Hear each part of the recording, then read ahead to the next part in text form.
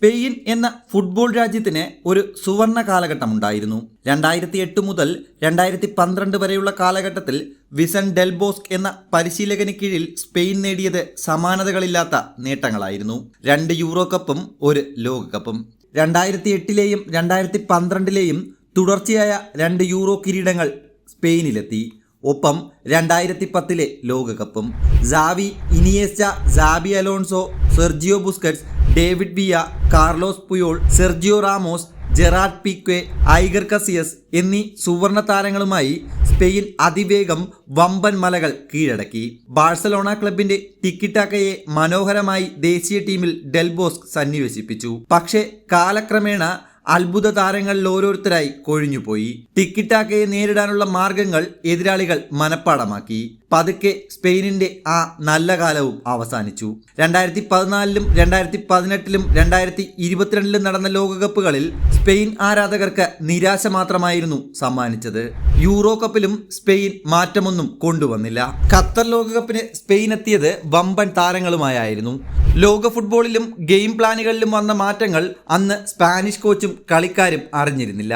Possession football ആയിരുന്നു അന്നും ടീമിന്റെ തന്ത്രം. മത്സരത്തിന്റെ 80% പൊസഷൻ അവർ കാത്തു സൂക്ഷിച്ചപ്പോൾ ഗോളടിക്കാൻ മറന്നുപോയി.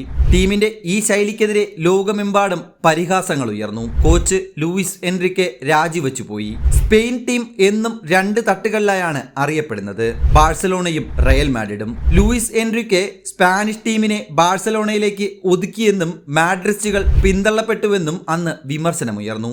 എല്ലാത്തിനുമൊടുവിൽ പുതിയ കോച്ചിനായി മാഡ്രിഡിലെ സ്പാനിഷ് ഫുട്ബോൾ ആസ്ഥാനത്ത് തിരക്കിട്ട ചർച്ചകൾ ആരംഭിച്ചു. വമ്പൻ പേരുകളായ Pep Guardiola, Mikel Arteta, Unai Emery എന്നീ പേരുകളാണ് അന്ന് ഉയർന്നു കേട്ടത്. ഒടുവിൽ സ്പാനിഷ് യൂത്ത് ക്ലബ്ബുകളോടൊപ്പം മികച്ച റെക്കോർഡുള്ള ലാ ഫ്യുവന്റെ എന്ന പേരിലേക്ക് അവരെത്തി.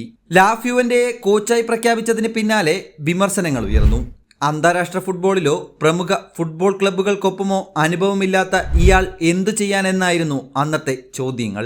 2023 മാർച്ചിൽ താൻ പരിശീലകനായതിനു ശേഷമുള്ള 2ാം മത്സരത്തിൽ തന്നെ സ്കോട്ട്ലൻഡിനെതിരെ എതിരില്ലാത്ത 2 ഗോളുകൾക്ക് ഞെട്ടിക്കുന്ന തോൽവി ഏറ്റുവാങ്ങിയതിന് പിന്നാലെ വിമർശനങ്ങളും കടുത്തു.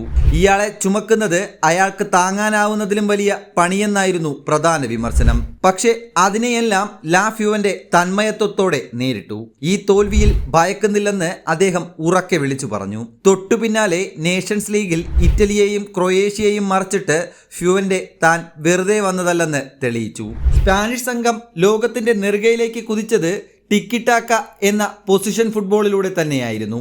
ലാ ഫ്യുവന്റെ അതിനെ അടിമുടി അട്ടിമറിച്ചുകൊണ്ടാണ് യുദ്ധം തുടങ്ങിയത്. പ്രതിരോധത്തിൽ കർവഹാൽ, നാച്ചോ, നോർമാൻ അടക്കമുള്ളവരിൽ വിശ്വസിച്ച താരം സെർജിയോ ബുസ്കറ്റ്സ് അടക്കിവാണ് ഡിഫൻസീവ് മിഡ്ഫീൽഡർ പൊസിഷനിൽ റോഡ്രിയെ പ്രതിഷ്ഠിച്ചു. യൂത്ത് ടീമിലുണ്ടായിരുന്ന സമയത്തെ നന്നായി അറിയുന്ന നിക്കോ വില്യംസിനെയും ലാമിൻ യമാലിനെയും ഒളിപ്പോരാളികളാക്കി. വിങ്ങുകളിലൂടെ പെനാൽറ്റി ബോക്സിലേക്ക് നിരന്തരം ക്രോസുകൾ ഉതിർക്കുക എന്നതായിരുന്നു ലാ ഫ്യുവന്റെയുടെ തന്ത്രം. ക്രോസുകൾ സ്വീകരിക്കാൻ പാകത്തിൽ അൽവാരോ മൊറാട്ടോയെ ബോക്സിൽ സജ്ജീകരിച്ചു. പന്തധികം കൈവശം വയ്ക്കാതെ തന്നെ ഗോളുകൾ നേടാമെന്ന് അദ്ദേഹം കാണിച്ചു കൊടുത്തു.